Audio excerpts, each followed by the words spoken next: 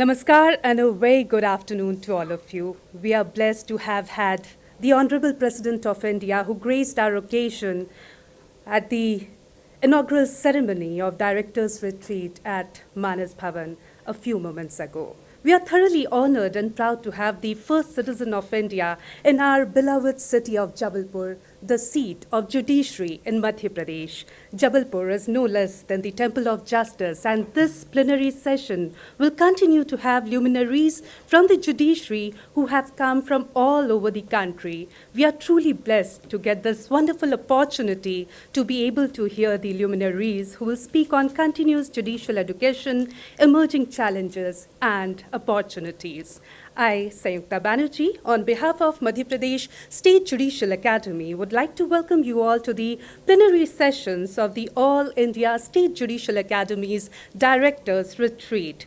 The first session is about to begin, and the topic, as I just told you, is Continuous Judicial Education, Emerging Challenges and Opportunities.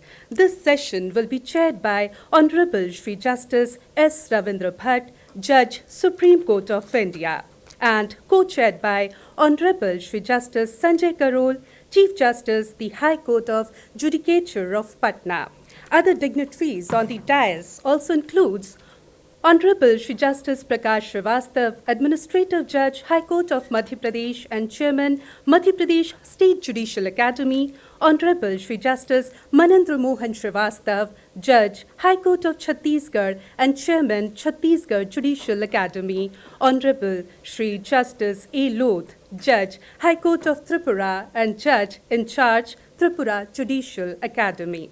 It's a privilege to have you all here. We would like to formally welcome our guest with a book and a rosebud.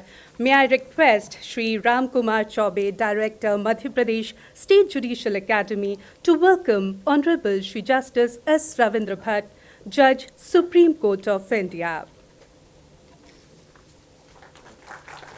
Thank you very much. I would like to request Shri Ram Manohar Narayan Mishra, Director, Judicial Training and Research Institute, Uttar Pradesh, to welcome Honorable Shri Justice Sanjay Karol, Chief Justice, the High Court of Judicature of Patna.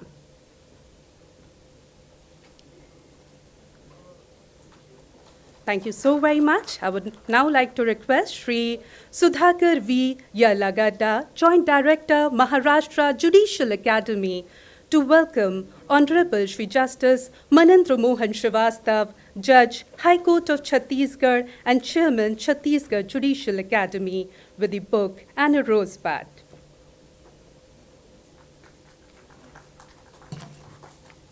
Thank you so very much. Now I would like to request Shri Deepak Nath Tiwari, Director, Judicial Academy, Jharkhand, to welcome Honorable Shri Justice A. Lodh, Judge, Tripura High Court, and Judge in charge, Tripura Judicial Academy.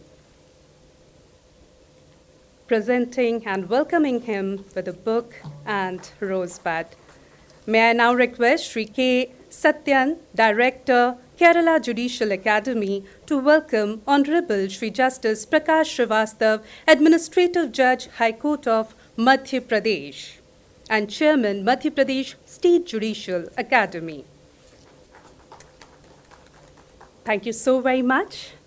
I now take this opportunity to welcome Honorable Shri Justice Prakash Srivastav, Administrative Judge, High Court of Madhya Pradesh and Chairman, Madhya Pradesh State Judicial Academy, for the introductory address.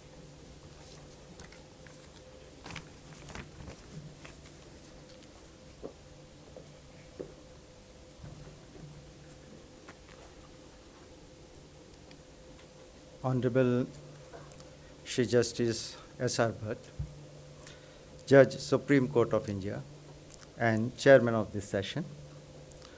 Honorable Shri Justice Sanjay Karol, Chief Justice of High Court of Judicature at Patna, and co-chair of this session.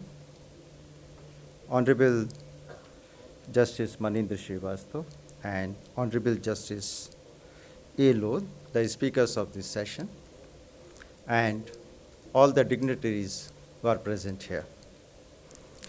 The topic of this session is Continuous Judicial Education, Emerging Challenges and Opportunities.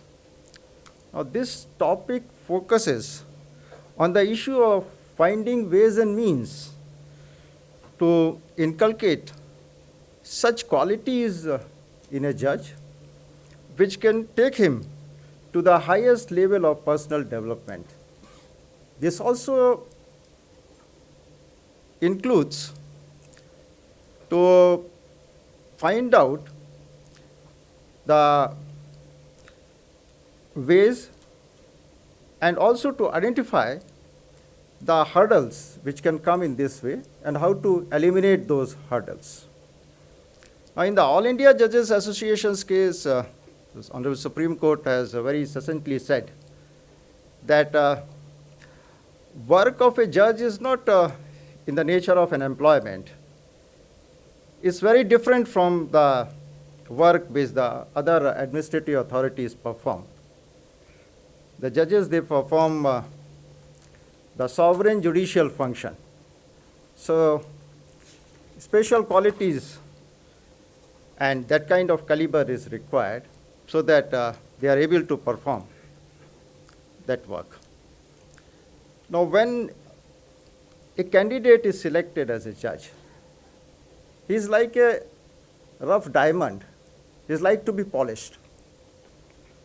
At the entry level, judicial training is required so that he becomes able to perform as judge.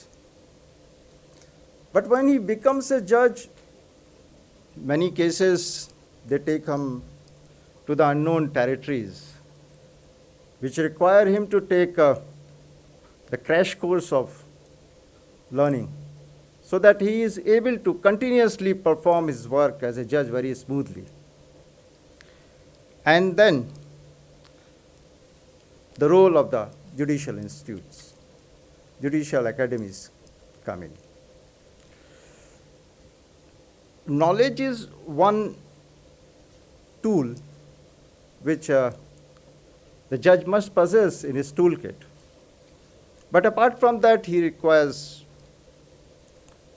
the expertise or some knowledge of the administrative work, time management. He must learn the tools to facilitate the working in the court. For all that, again, the judicial training is required. Now, 54th report of the Law Commission says that a judge must have the diversified knowledge. Then the 77th report of the Law Commission had emphasized the need for the judicial training. It has suggested that there should be training of 3 to 6 months for all the judges. For that purpose, the judicial academies have been set up, but they face various challenges. One of the serious challenges to find out the resource persons. There is a normal experience that the judges, they prefer judges as their trainers, because psychologically they are acceptable. The judges have senior judges have the in-depth knowledge, expertise. But sometimes they also require training in the presentation skill, so that they are effectively able to convey what they want to say. Then these judges, resource persons, they are required to be effectively equipped with the study material. Supporting staff is required. So all these facilities are required to be created for the smooth functioning of these institutes. Then there is another challenge of funds. These institutes are not autonomous institutes. They normally depend upon the budget of the judiciary, which comes from the executive. So the executive branch is required to be sensitive to the needs of these institutes. But there is a word of caution, because if there is over-dependence, then this work will be hijacked by them. Then Some of the institutes, they face the problem of infrastructure facilities. At some places that has been created. Then there is also a need for sensitizing the participants. But though the challenges are there, but at the same time the opportunities are also emerging. This COVID-19 pandemic has taught us how to make use of the audio-video communication. The distances have shortened. The geographical boundaries have been obliterated. Now, social media like Twitter, Facebook, WhatsApp, all these new modes are coming up. Then YouTube, a person who does not have any resource, he can just record a video and circulate it throughout the world. So these tools are now available which can be used.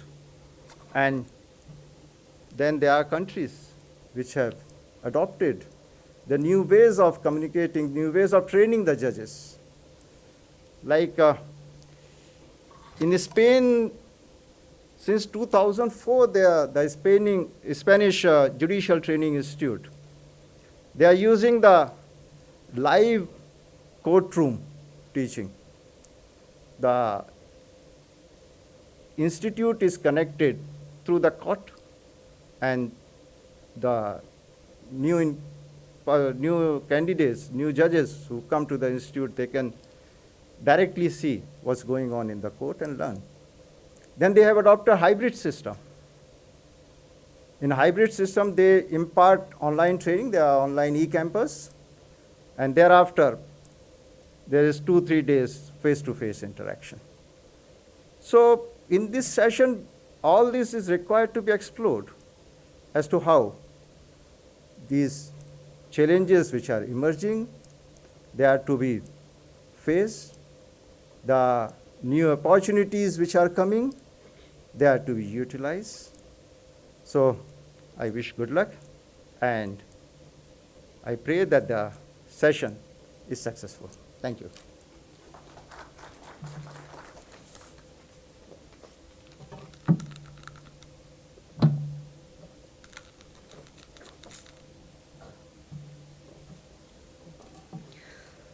Honorable Shri Justice Prakash Srivastava, thank you very much for introducing us all to the topic. There's a small piece of information as well. We are extending this session till 2:30 p.m. Earlier, it was scheduled for 2:15 p.m. Now we are extending it by 15 minutes. Now, with this piece of information, let us begin with the panelist speakers. I would like to request Honorable Shri Justice Manindra Mohan Srivastava, Judge, High Court of Chhattisgarh and Chairman, Chhattisgarh Judicial Academy, to kindly enlighten us with a few words.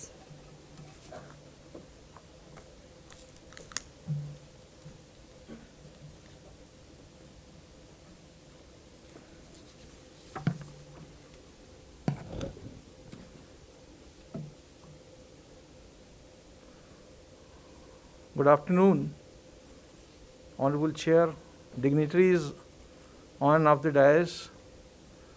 Thank you, Justice Srivastava, for setting the tone of this particular session on continuous judicial education, emerging challenges and opportunities.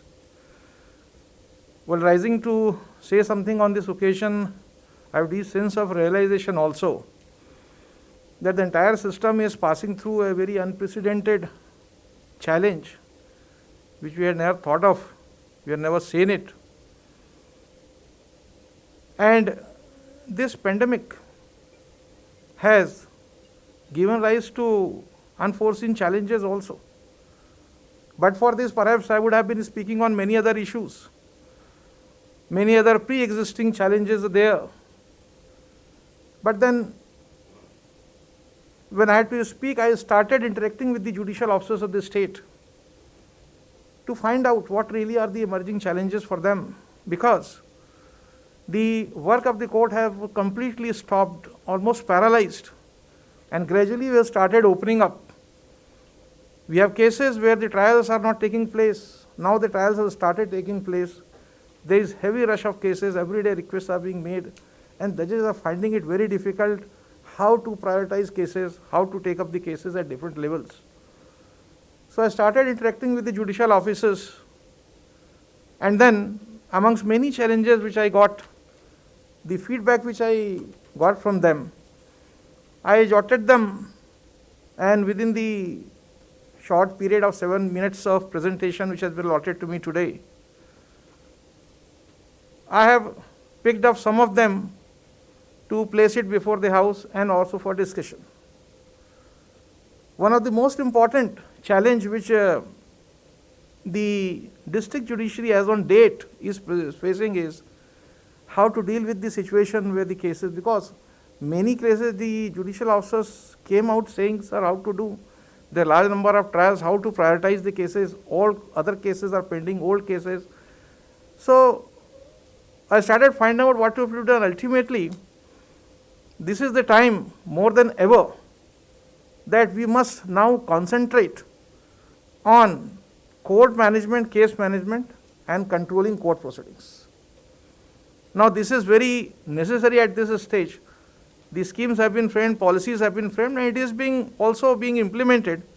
But today the situation has reached that a very high level of efficiency of the judicial officer is required to be achieved. And for that purpose, court management, case management, and controlling court proceedings is extremely necessary. And the other one is capacity building on developing tools and techniques for speedy disposal of cases. Now the combination of this has become the need of the hour. So these are the first two aspects which I think that the capacity building should be directed by the judicial education institutions in the states, judicial academies. The third one is that there is need for capacity building to deal with complexities which are arising in cases which involve certain special laws like NDPS Act, SC/ST, POCSO Act, UAPA Act, TADA, POTA, and many penal laws involving economic offences. The new jurisprudence is developing. Jail, not bail, are many judgments of the Supreme Court as far as SC/ST Act is concerned. The cases under the NDPS Act are concerned where section 37(1)(b) is involved. Similarly, in POCSO matters also, a very different system of recording of evidence has been evolved under the legislative scheme. Now that is required to be, the judicial officers are required to be given very intense training and capacity building by exposing them to various decisions which have come up evolving these jurisprudence. The other one is like POCSO matters. POCSO matters also the judicial officers find it, because there is a lot of resistance from the bar to the manner in which the evidence is recorded. They cannot directly ask the prosecutrix, and at times the judge has to control the proceedings, and that gives rise to a lot of problems. The judges need to be given proper training, and refresher courses need to be organized frequently on these aspects. Then certain class of litigations are there which by various nature result in large influx of litigations in the courts. There are cases like Negotiable Instruments Act, Motor Vehicle Act, Electricity Act, and even execution of awards, because in large number of cases there are disputes and awards are passed at different places, but ultimately they land up at the place where according to the act the execution has to take place. So large number of cases are coming in our state also. So these are the areas where capacity building of judicial officer is extremely necessary to deal with these cases, because these cases are there even before pandemic. The trial has not taken place, and therefore there is a lot of congestion of claim matters, NI matters. The next area which needs to be given special thrust is sensitization programs for achieving higher levels of efficiency and responsiveness while dealing with certain sensitive matters like offences against women, children, domestic violence, matrimonial matters, grant of maintenance, juvenile justice matters. These are by very nature matter which require very high degree of sensitivity on the part of the judicial officers. And we have seen that in many cases, because of lack of sensitivity, a lot of conflictuality arose. In fact, in one place there was a strike by the bar, the matter in which the matter was being heard in a matter relating to offences against women. The questions which were being asked, and the bar had gone up for a strike. So some kind of the judicial officers are required to be skilled to deal with such kind of sensitive matters. This is one area, according to me, which needs to be given thrust. Then victim-centric approach, compensation to victims, victim protection is another area where we need special training programs to judicial officers. The next one is that there is a need for capacity building to optimize use of alternative dispute redressal mechanism of mediation, particularly matrimonial mediation, conciliation. That is of extreme importance, and we have been giving very special thrust on this particular officer, even though as far as the mediation part is concerned, it is dealt by a different committee. But the State Judicial Academy has been taking very keen interest in developing capacity of the judicial officers to how to better deal with these matters of matrimonial cases and other kind of disputes which are capable of being solved and resolved through mediation. Then capacity building towards development of multidisciplinary, scientific and technology-friendly approach is extremely necessary. I will mix up with the last but one topic, that is training programs for judges towards use of information technology, ICT tools in judicial process and improving efficiency. Now these days we have seen that there are two groups of officers. Younger officers are very much willing to do it, but the senior judicial officer we are finding it difficult. So we have prepared a special programs for senior judicial officers in HJS. How to optimize use of IT tools. Some are doing, but there is a need. This is, according to me, in an area of special thrust where the judicial officers are required to be given attention. Then one is with regard to, there is another session which we will have, but the impact of social media, media trial, interventions, these are areas where the judicial officers are finding it difficult. I would say there is a growing trend, not always, but quite often. There is a lot of criticism, unfair, and at times it perilously borders, scandalizing the judges and the institution also. Therefore, there is need to have program for inculcating robust and impeccable sense of judicial independence in the judicial officers in these times. And last but not the least, stress management. Many of the judicial officers these days are finding it difficult to cope up with the situation, mainly because of pandemic, and there is a lot of pressure on them to take up cases, which case to be taken up, then immediately there are a lot of complaints are being made against them. So this stress management part, which was already there, but I think that in changed circumstances scenario, this is an important area where we need a special thrust. These were the 11 points, which I just wanted to make through and throw open for discussion in this house. Thank you very much.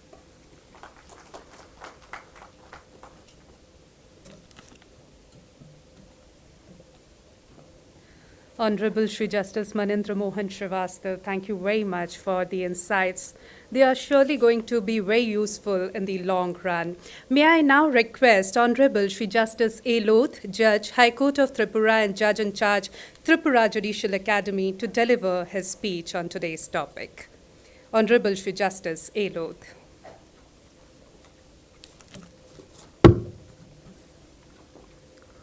Very good afternoon.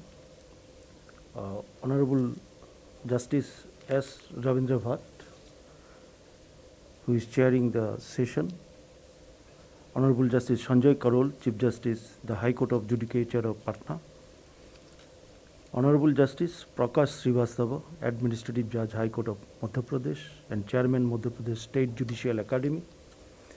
Honorable Justice Monindra Mohan Srivastava, Judge, High Court of Chhattisgarh and Chairman, Chhattisgarh Judicial Academy. All the Honorable Justices and Chief Justices and the Directors of Judicial Academies. Today's topic, Continuous Judicial Academy, is most necessary to be discussed considering the complex societal scenario we are passing through, and challenging subject because law, both substantive and procedural, is live and not a dead subject. The beauty of law is that it is dynamic and not static, and always changing, growing and developing to attain purity according to the need of time and society. Development of law may be by new legislation, notifications, order, judicial interpretations, etc. Every day law is developing. The people of India have developed deep and abiding faith in the judiciary of the country as the guardian of constitutional rule and the rule of law in India. For this role, the Indian judiciary is followed as a role model throughout the world. The preamble of Constitution of India sets justice, social, economic and political as the first aim of the Republic. Article 39A of the Constitution provides that the state shall secure that the operation of the legal system promotes justice. The definition of justice in this regard is to be derived from the Constitution itself. The judiciary of India has played a historic role in helping to realize the vision of justice set out in the Constitution, the laws enacted under it, and judicial precedent. Continuous judicial education is one of the strategies to the national judicial strategy. Judicial practice and precedent reinforced by law have developed reasoning and rationality as the core methodology of judicial decision making in India. The constitutional vision of justice as well as applicable provisions of law are thus developed and applied to the fact situation before them by judges using reasoning and rationality. Thus, the core challenge of judging is to use the methodology of reasoning and rationality to safeguard and advance the vision of justice of the Constitution of India. For providing continuous judicial education, we have our National Judicial Academy and State Judicial Academies. Motto behind providing judicial education is continuing education as a process of creating solutions, and judicial education as a process of creating solutions for strengthening the administration of justice. Judicial education at NJA brings together judges from across the country to provide them a forum to jointly identify the major obstacles facing the administration of justice and develop appropriate solutions for overcoming these obstacles. Judges will be able to implement these solutions as appropriate, resulting in the strengthening of administration of justice. Continuous judicial education is necessary to find out solution of different kinds of problems faced by the judicial authorities time to time. Solutions may involve, for example, generation and use of new additional knowledge of law, increased application of technology and modern management methods, deployment of appropriate approaches, methods, and attitudes to judging, appropriate changes to management of relationships with other stakeholders in the justice system, such as lawyers, government officials, ministerial staff, and litigants, development and use of new techniques and tools, and change. This approach to judicial education as knowledge share for problem solving brings participant judges to the center of judicial education and demands their active participation in the process of judicial education by way of interactive approaches in which participants will actively share their knowledge, experience, and ideas and engage in proactive thinking. So broadly, for following purposes, continuous judicial education is necessary. 1. Giving induction training to new appointees to judicial service, providing refresher courses in various subject areas. 3. Assisting judicial officers in increasing performance levels. 4. Improving the quality of performance so as to reduce mistakes, examining methods for the more expeditious disposal of cases. 6. Strengthening existing training facilities with the region, no doubt also calling upon them for reciprocal support. Ensuring that judicial personnel are kept abreast of contemporary developments in the law. 8. Promoting best practices in the administration and operation of the justice system, enhancing the career opportunities of the judiciary. But to achieve those purposes, there are so many challenges. Suppose for providing continuous judicial training, we need a befitting training institution. The establishment of the training institution, however, is not a bed of roses. It faces many challenges like faculty. For the institute to have any impact, it must have well-trained staff and resource persons. Some institutes to call upon their senior judicial persons to impart training. They are well-trained and equipped. The problem, however, is that they are not available easily because they have their own core schedule in the course as judicial officers. This is made more complicated in a judiciary with very limited numbers. The few judges and justices are so heavily loaded that you can only pull them away from their desks on limited grounds. The fact that they are few in number also means you cannot hold them in a training session for long. Another problem, funding. Due to COVID-19 pandemic and continuous lockdown situation, in all over the world, obviously there is a direct negative impact in the economic stability of our country. So shortage of funds in various sectors has become a major issue nowadays. For providing continuous judicial training, availability of fund is must. But in the present circumstances and scenario, funding has become a major challenge. Poor internet connectivity, another problem we are facing. As mentioned above, due to COVID-19 pandemic, the judicial academies are facing shortage of fund, but they are holding online judicial training and conferences throughout the country. For uninterrupted and fruitful communication during training session, established internet connectivity is necessary amongst the participants and the trainers. But in various remote states like northeastern states from which I belong, internet connectivity is very poor, due to which it becomes very difficult for the participants to attend online programs or classes. So this is also one of the emerging challenges in providing continuous judicial training. Lack of interest to remain updated. In some of the states I have found, even in our state, that a good number of judicial officers are not interested in keeping themselves updated regarding legal issues and legal authorities coming out from the Supreme Court and various high courts time to time. So this is a field where the judicial officers are required to be more attentive, and judicial academies are to take the burden to assist them in keeping themselves updated. Therefore, even though challenging, every person, and most especially who are related with the law, are need to cope up with every development of law. However vast, rapid, frequent and continuous development it may be.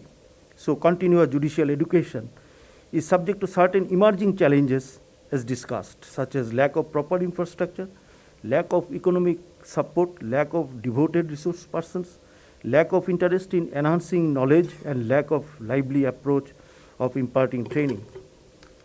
But there are opportunities also. Emerging challenges in continuous judicial education created opportunities for the judicial academies, law research persons, and each and every person related with law. For example, COVID-19 pandemic situation created and developed the alternative way of holding training and conferences by video conferencing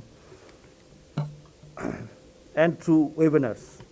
If we can continue to provide judicial education through video conferencing, it may help us in overcoming the challenge of lack of fund, and also the participants may participate in the programs without taking the pain of traveling from one corner to another corner of their states or the country. Thus, we have the opportunity of finding solutions. We can create interest among ourselves, being connected with the law for continuous enhancing knowledge of law.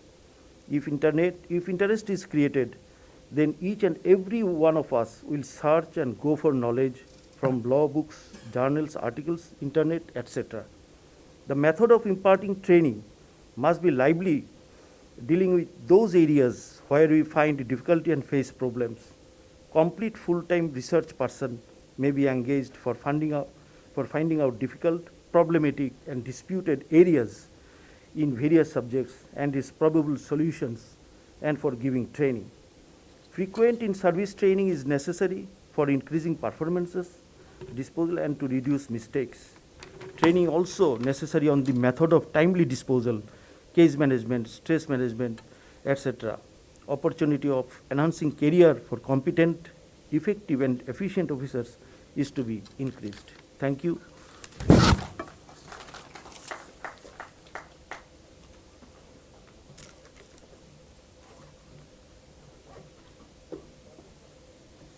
Honorable Shri Justice A. Lodh, thank you very much for enlightening us with your thoughts on this particular topic. Now, with the permission of Honorable Shri Justice S. Ravindra Bhatt on chair, we would like to invite all the judges for open discussion, and we are sure that whatever comes out of it will have long-lasting impact on judicial education in future. So please, this house is open. Feel free to share your ideas and thoughts over this topic.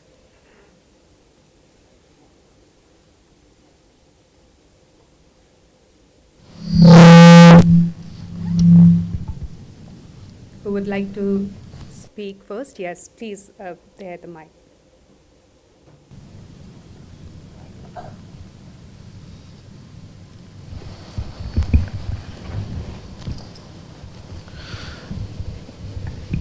A very good afternoon to honorable dignitaries. On the topic, I am Sudhakar Yarlagadda, Joint Director of Maharashtra Judicial Academy under the Honorable Bombay High Court. I have 2 points to make. One is, in spite of our continuous trainings, the ground realities about the performance of some of the judicial officers are different. As faculty members, we receive some feedback by way of judgments, by way of information from the colleagues, and from information from the honorable principal judges and even honorable lordships. I would suggest to have a committee at the district level to study the judgments. It doesn't require much human resources, money, or time.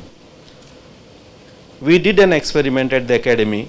We downloaded near about 1300 judgments from all over Maharashtra on 4 topics: dowry deaths, Prevention of Corruption Act, POCSO Act cases, and SC/ST Prevention of Atrocities Act.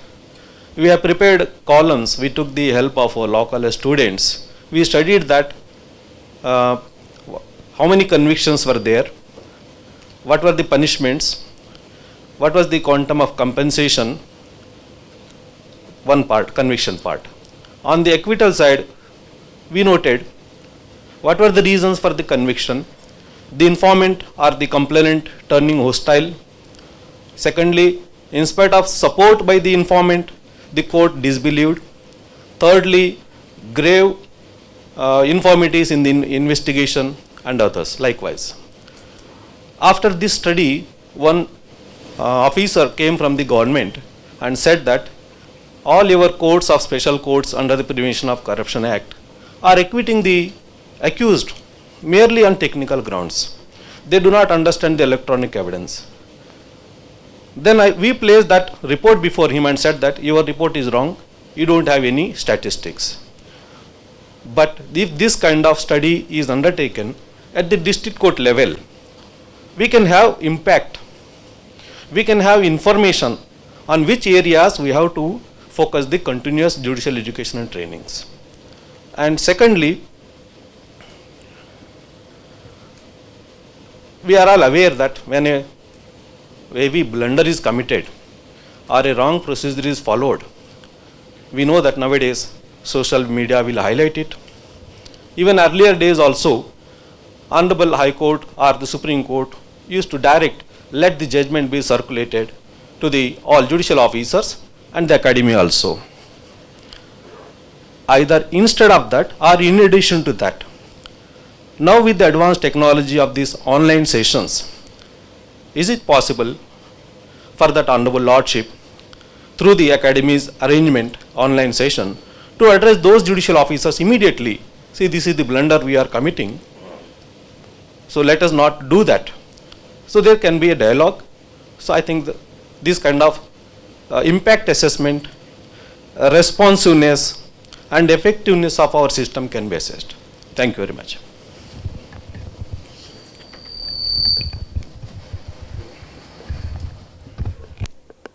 I'd request Justice Karol to respond, and I'll say what I feel about your remarks.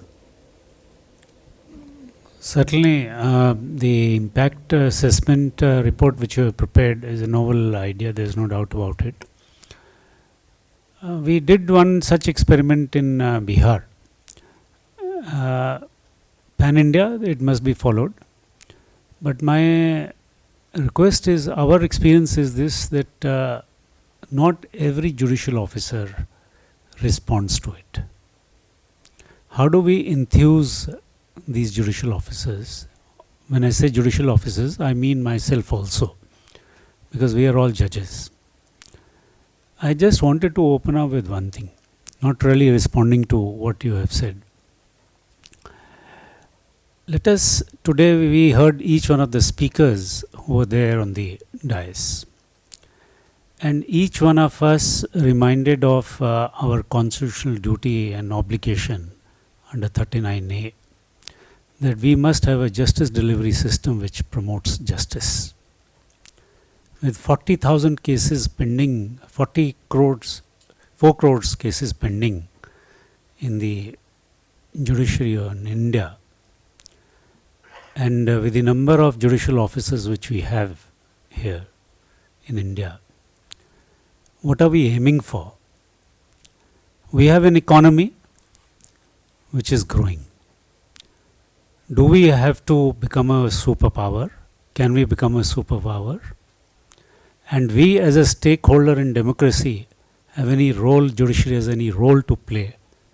Are we partners with the government? Or are we stakeholders in democracy? Now, if India has to become a superpower, then as was pointed out by Her Excellency the Governor of this place, as also the Chief Minister, as also the Honorable the President of India, His Excellency, we have a proactive role to play in my considered view. Each one of us must, the judicial academies should ensure that all the judicial officers, be it Honorable the Chief Justice of India, or be it the recently inducted judicial officer, must be a leader. And leader for what?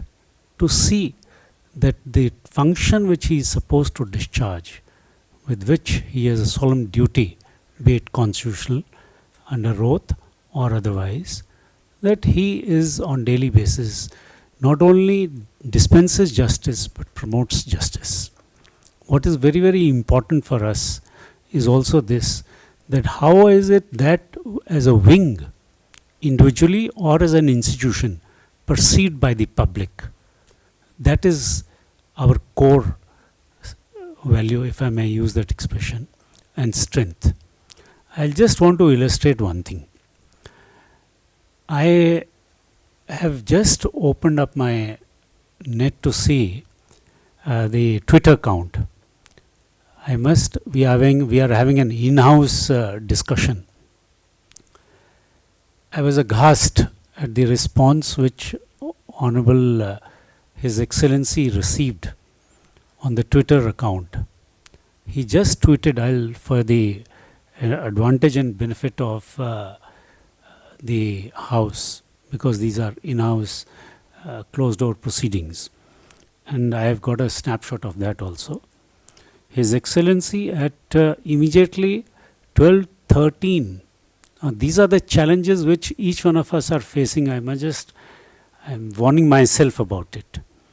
His Excellency posted at 12:31, न्याय करने वाले व्यक्ति का निजी आचरण भी मर्यादित, संयमित, संदेह से परे और न्याय की प्रतिष्ठा बढ़ाने वाला होना चाहिए. Now what is the response? Immediately the Twitterati got busy. There are more likes and dislikes. But one thing which really shocked me was one comment. And this is not the only comment of such nature. There are other comments also. I'm just flagging this issue, that how is it that public perceives us? And the gentleman, whosoever is posted it, says, is there any provision to sue a judge also for their wrong decisions? For to which recently an innocent person so and so. And then he becomes abusive. I am not into the ethics, I am not into the legality of what all has happened. But all that I want to say is that this is how the public perceives us. If it is so, then obviously we have to put our house in order. Obviously, the 12 plus 5 articles which have been given in the book which is supplied by the Judicial Academy here, one of them written by one of the Dr. Balram, I can see him here, very, very informative. We are duty bound to read each one of them, implement them, and find out ways and means as to how we can enthuse our judicial officers, including ourselves, at all levels. We have come across decisions where a law struck down by the Apex Court, the Honorable Judge, Sessions Judge, takes note of it in one of his judicial pronouncements, yet hangs a man to death. That is what each one of us, we may be faulting in our decisions, Honorable Justice Bhatt may be correcting us, the Session Judge may be correcting the subordinate judicial officer. What the point is this, that each one of us are here to serve. Each one of us must become leaders and ensure that the justice delivery system is expeditiously, the wheels are, pandemic of course has given us great opportunity. I was just talking to Honorable the Chief Justice of Karnataka, that each one, in fact a study, I would request Honorable Justice Bhatt, please take it up with the National Judicial Academy or at the Supreme Court level, that an in-house study must be conducted as to how the constitutional courts pan-India have functioned during the time of pandemic. And each one of us, I'm sure, have our stories to tell, which are good, and they can be made known to all of us, and models replicated just as the gentleman from Maharashtra has said. But the point is still this, that there was a time, I remember Honorable Justice, the Chief Justice Dipankar Datta and we were there at Bhopal, and we used to only wonder whether we really need education. That was our mindset, but that was very, very long ago. Yes, we have, with greater responsibilities, changed our mindset. We have come to a stage where we need to be educated, to be informed, and to be told that these are the best practices which need to be understood and applied. That is one issue I thought I'll just flag, sir. Please. Would anyone like to respond on that or speak any, because I'll reserve my remarks in the end. So anyone wants to give any input on today's session, I am keeping it open because I would conclude this with my remarks. Yes. So I am in charge of recruitment. I have done 2 recruitments as a chairman of the Civil Judge Junior Division. Now, in the light of the pronouncement of the Honorable Supreme Court of India, we are called upon to recruit officers who have not, advocates who have not enrolled also. Due to their exceptional performance, we have selected them. In fact, about 1 week back, I sat in the selection committee as a chairman of the selection committee. We selected 54 junior division judges.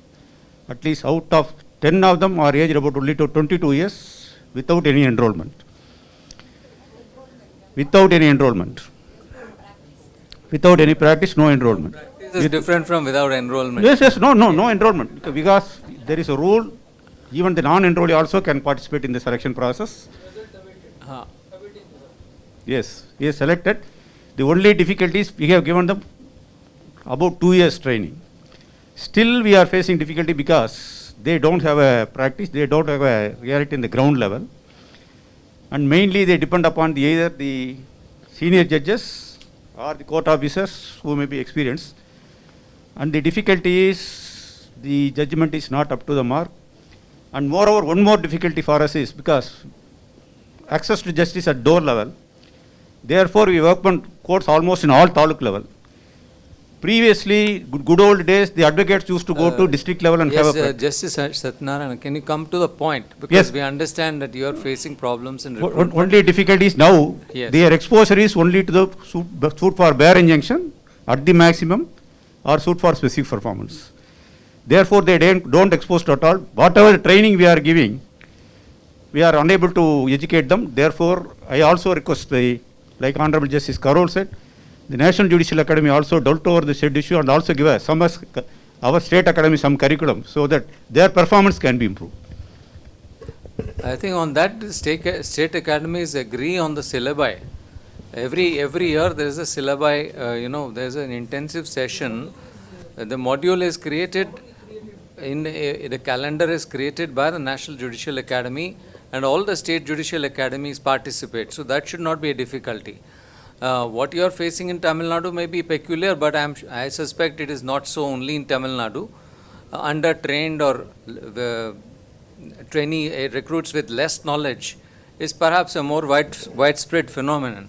But then the human material that we get is what we have. So we can't bemoan that. We have to try and see what, I think Justice Srivastav said, these are rough diamonds. We have to treat all these diamonds, stones or whatever we get as having whatever potential and try to get the most out of them. Because at least these people are willing to get on to this service. Not all of them, not all those who qualify in law are willing, and certainly not those who come from elite schools. They may not even want to practice. So there is no point sweating about them. Those who are willing are welcome here. It is our duty to train them. And secondly, if they are not up to the mark, there is no obligation on your part to confirm all of them or some of them. If you think they need further training, by all means extend their probation. But that onus is upon us. And we have to be tough there. We have to get rid of all these notions of so-and-so's other considerations like kinship or, relationships, etc. And we look at what is our quality, what is our need for each state. Anyone else?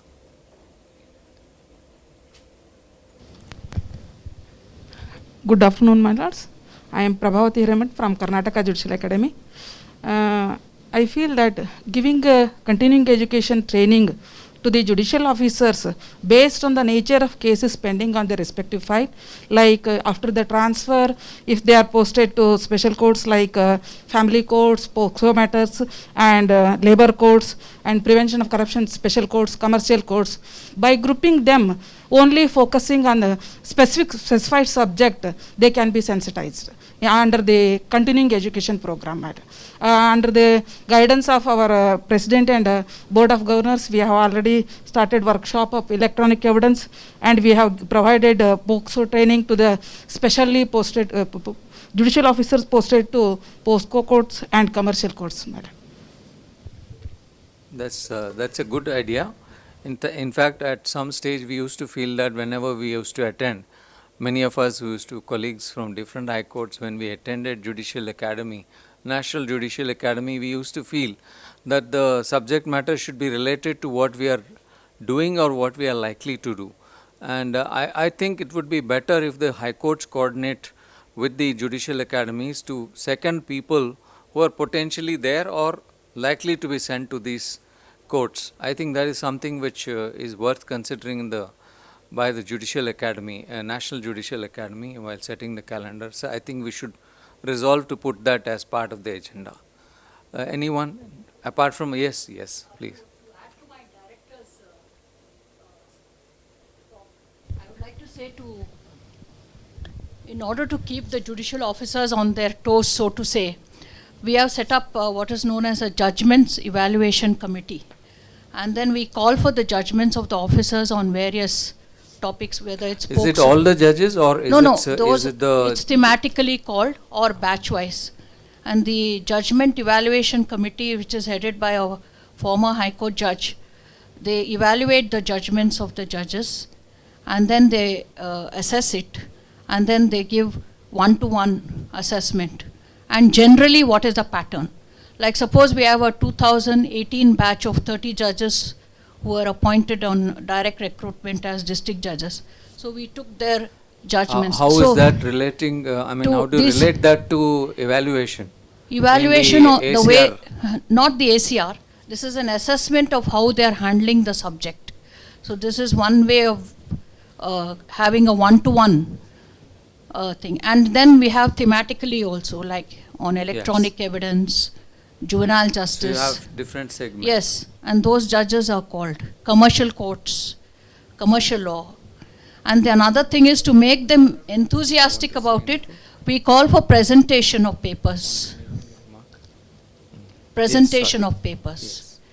So I can cite this also in the next session, I think best practices.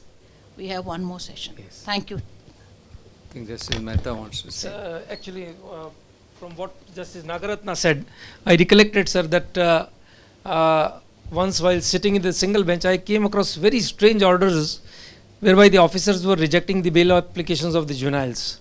So now, being a part of the Juvenile Justice Committee, we have started a new exercise.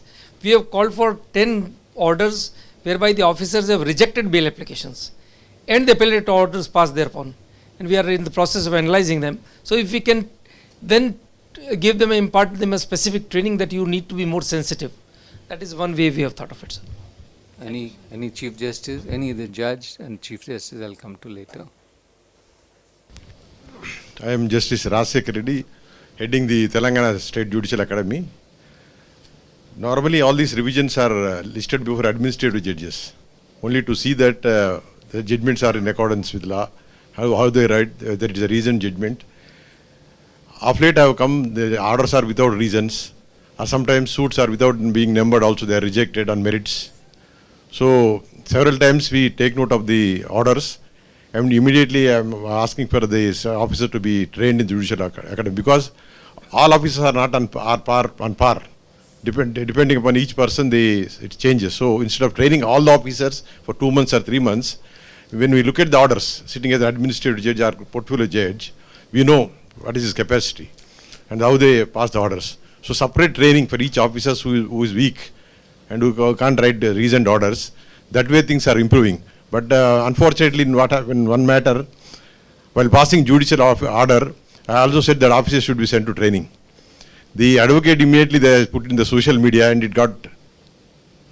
the officer came running and saying that it's not my fault. They said that just sent for training for 10-15 days. So that way I think we can sensitize the officers so that at least they will improve. Because instead of sending all of them 6 months or 3 months again, that way you consider individual thing, because it depends upon individual's capacity to understand and also have analytical skills. An officer may have a knowledge, judicial knowledge, but only thing is he requires analytical skills. And even if I'll cut you short, Justice Reddy. There might be others, and I also have to. We have to end this session in another 5 minutes. Anyone among the Chief Justices? or directors? Yes. Yes, you want to say? Yes. Just 1 minute, please. Yes. No, you can sit there and speak, Brother Datta. I was just wondering, sir, that after the judicial officers complete their tenure as civil judge, junior division, and then senior division, when they are promoted as additional district judges, by that time they may, develop a sense of inclination towards either civil or criminal. Could we think of a system? Now everyone goes for specialization. Now if a judge says that I am good in civil work, I enjoy doing civil work, should we branch them out into civil work? Because they have done their civil and criminal work both at the grassroots level. But thereafter, we need to have specialized people. Sometimes it happens that we find ridiculous judgments coming on the criminal side. I had the occasion, sir, I don't like that branch of law. I have been put there. So could we just think of this so that in the age of specialization we could branch them out into the civil side or the criminal side according to their choice? I'll only ask one question, and it's a very cheeky one.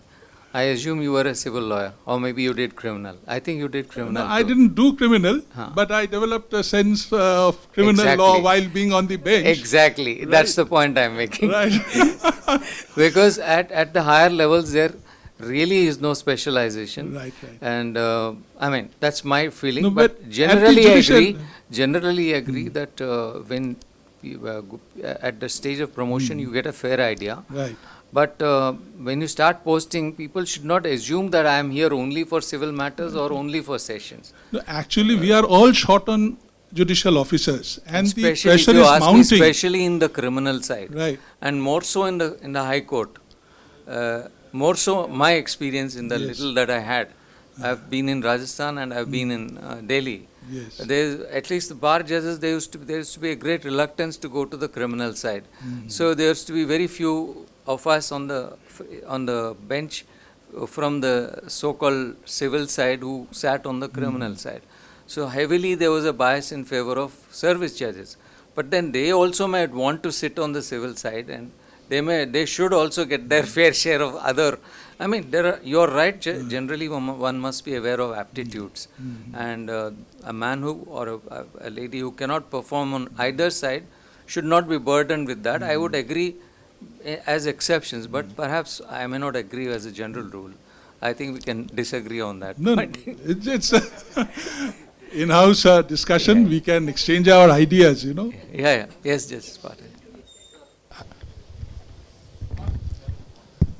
So, Justice Anand Pathak. Sir, I think our training should include, because in short, I just want to say a phrase. One French writer, Vaughan Orgues, has said a beautiful line that emotions have taught mankind to reason. Means through emotions we can reach to logic. So we have to teach this phrase or this ideology to the judges so that they can feel that every file, FILE, with same alphabets contains a life. If they treat this a bunch of paper, then justice may not happen. But if they treat this file as a life, it's not a file, it is someone else's. It is a life. And we have to keep reminding ourselves not to throw the file when the case is dismissed or done. You're right. Yes, one of you wanted to speak.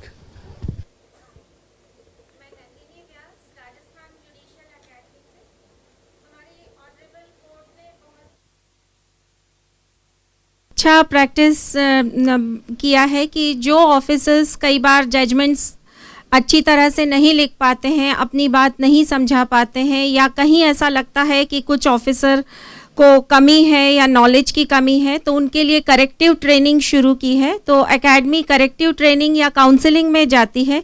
उन officers को हम counselling भी करते हैं, corrective training भी apart करते हैं. और उसके अलावा यदि कई बार जैसे आपने बताया जुडिशियल ऑफिसर में न्यायिक अनुशासन और एक मानसिक स्ट्रेस मैनेजमेंट बहुत ज़रूरी है। तो कई बार ऑफिसर्स इस तरह से स्ट्रेस में रहते हैं। एक जुडिशियल ऑफिसर ने हमारे यहाँ सुसाइड कमिट कर लिया था, तो उसके पीछे उसके बैकग्राउंड में कई बातें होंगी, लेकिन काउंसलिंग से वो कई बार बहुत पॉजिटिविटी की तरफ जाते हैं। तो ये एक बहुत अच्छी प्रैक्टिस हमारे यहाँ है करेक्टिव ट्रेनिंग एंड काउंसलिंग की जी। और बाकी बेस्ट प्रैक्टिसेस में शेयर नेक्स्ट सेशन में करें। Thank you sir. Yeah, sure. I think Justice Karol wants to just, say. just my request to the chair, and I just want to know whether any one of you have worked it out. Happiness is, of course, as someone mentioned, is very, very essential. Health and happiness. In large courts, we transfer is a very big issue, not unrelated to this topic, but then I just wanted to share and seek your opinion on this. My request would be that education of children of a judicial officer is very, very important, which becomes an impediment in posting or the judicial officers knocking the doors of the portfolio judges and so on and so forth. Is there any way we can have schools for dedicated schools for children of judicial officers? Has anyone thought on those lines? Is what my request would be to the chair, to have a national perspective, just as for Sanskriti schools are there for the IAS, maybe for judicial officers we can have in the state level schools. That's it, sir.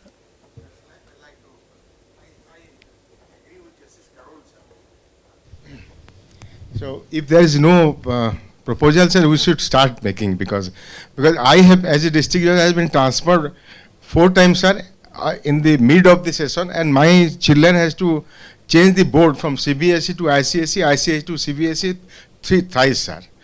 And they always blame me for their poor performance. Thank you, sir. I think we are almost overshooting the time. I'll try to wrap it up in 3 to 5 minutes. Each one of the concerns, especially the concern that Justice Karol flagged at the end, is a very live one, because there are large states, there are small states. We call them small states. Justice Karol's home state of Himachal, though small, has got many remote areas. And these transfers do cause a lot of anxiety, anguish, and as I think it becomes a point of dread at the transfer season, that is around March, April. And then often there is perhaps every senior judge or portfolio judge, as Justice Karol said, is inundated with requests to see how it can be contained. And the problem is, I mean, it's not a problem, it's a concern which is a larger one. And it's, of late, we also are seeing another phenomenon, that the gender profile of some of the states is that there is let's say, an overwhelming number of women judges in the lower rungs of the judiciary, and a very welcome step even in the higher ranks. So therefore, it becomes, the balancing it becomes a big challenge. So I think a dialogue has to be begun, and I think this is a welcome suggestion, which each one of you at the different levels that you are in should initiate with every state, so that this could become a point of, you could work out to something. And once you initiate a dialogue, it is possible to take it further, rather than to raise it as a collective demand. That's the way I look at things, because this kind of change cannot happen overnight. It is incremental. Now coming to the summing up, I am in a very singularly blessed position. You have had very good speakers.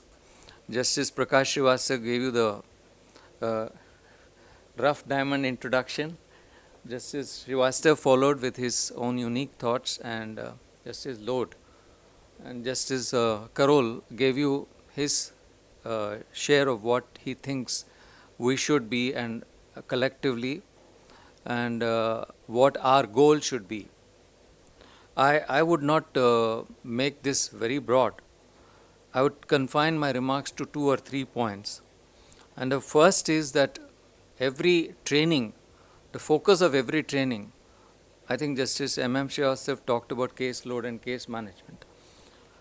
Now, I would just say that the judge should be made aware that at the time when he embarks upon a particular posting or a particular roster, he has to make himself aware, herself aware of the caseload that she has in terms of the years, which is the oldest case.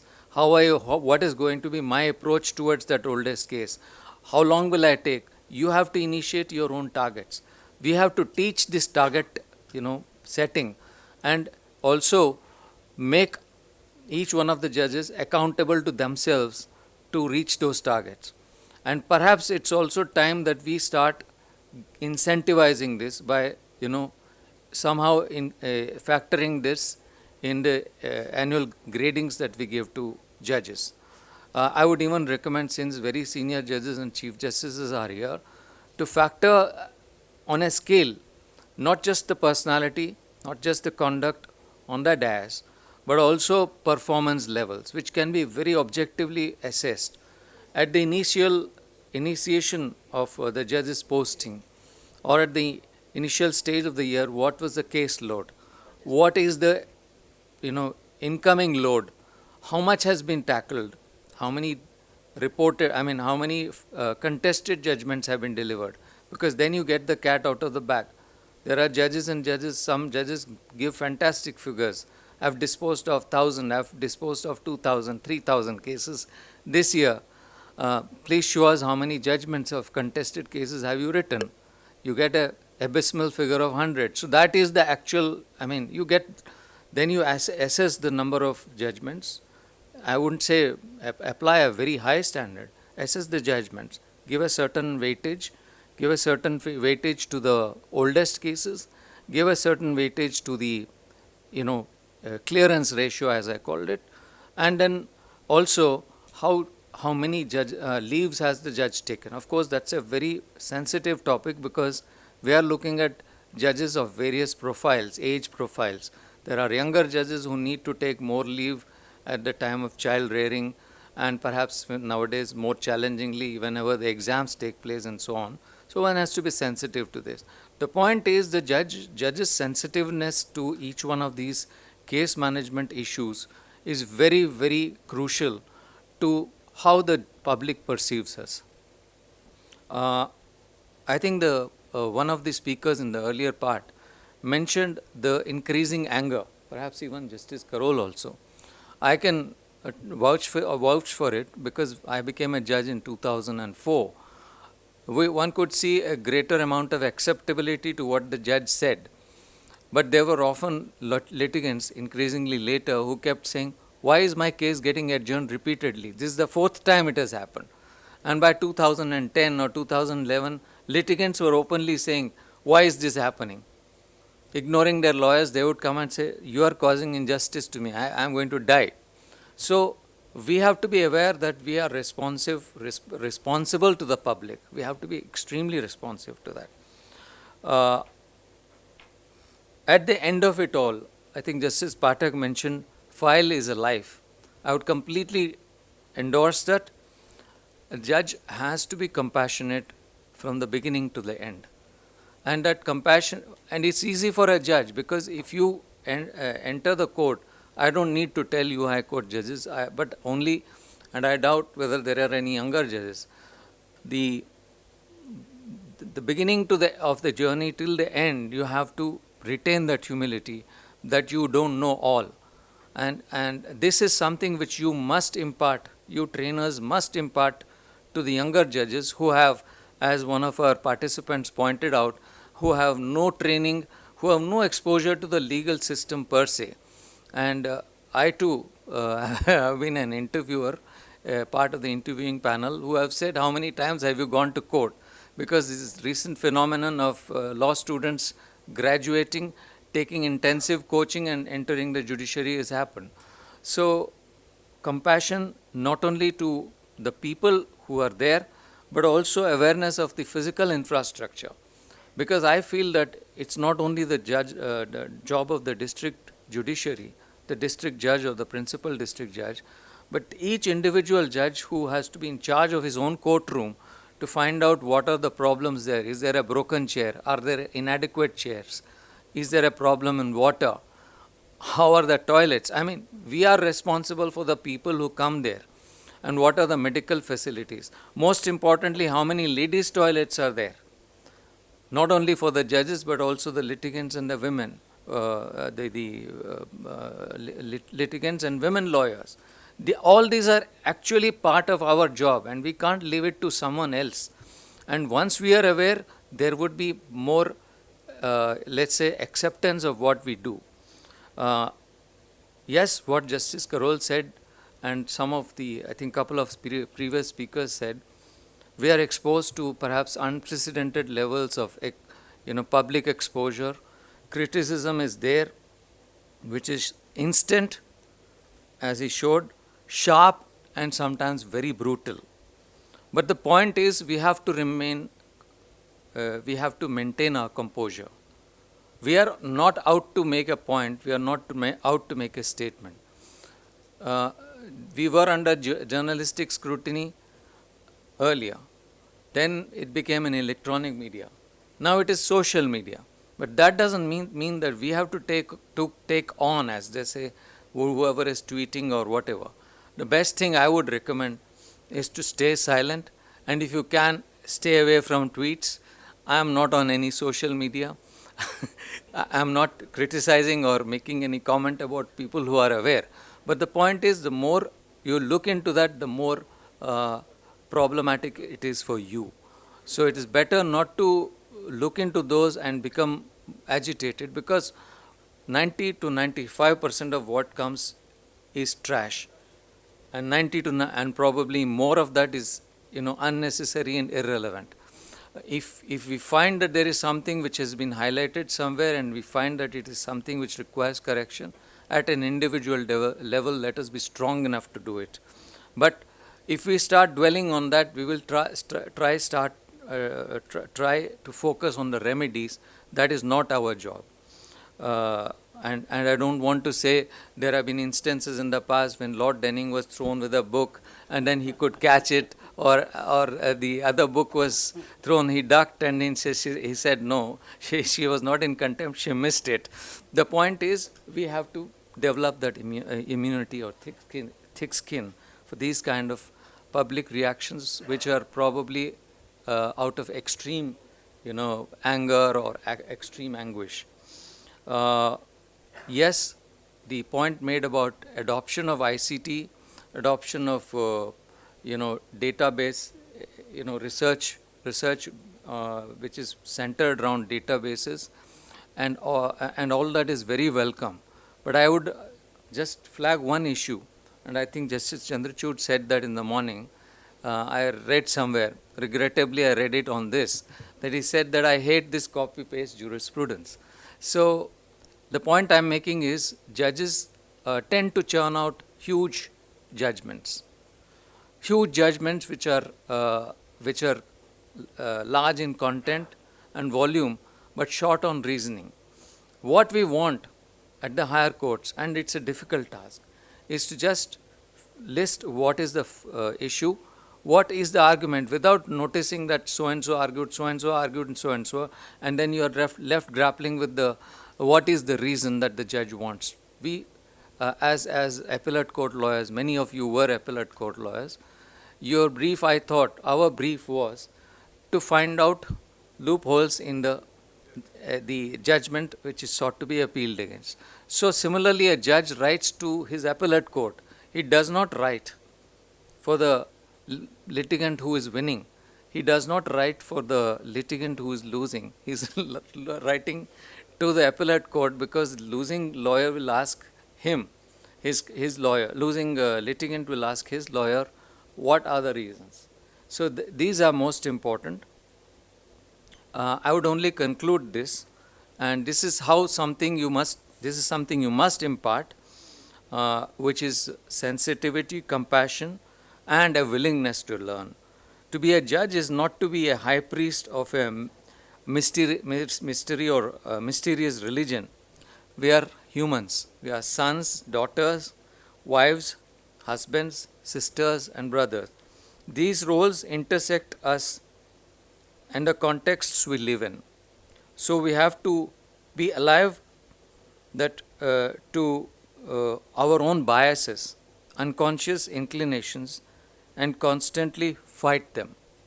And I'll end this quote by this beautiful speech from a former Chief Justice of Canada, Beverly McLaughlin. She said, and she was quoting a Canadian Judicial Council precept, "The wisdom required of a judge is to recognize, consciously allow for, and perhaps to question all the baggage of past attitudes and sympathies that fellow citizens are free to carry, interested to their grave.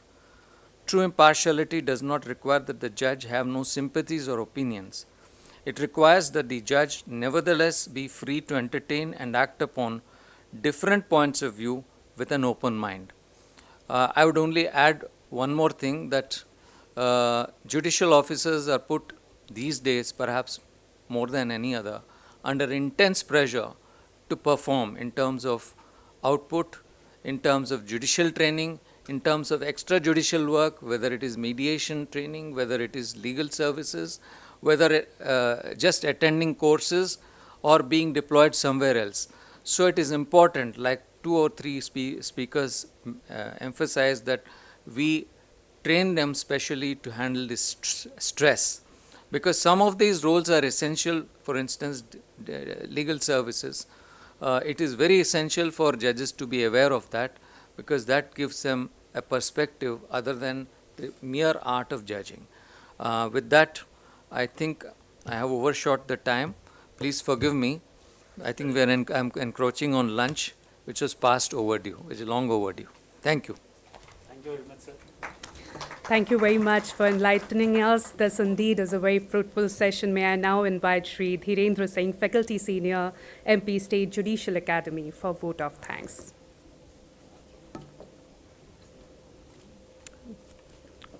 It is my privilege to propose a vote of thanks and acknowledge the contribution of those who worked hard to make this session an easy one. Thanks to all the speakers for adorning the occasion and sharing their opinions today. Thank you, sir. And all the respected dignitaries are requested to join us for a lunch at the ground floor.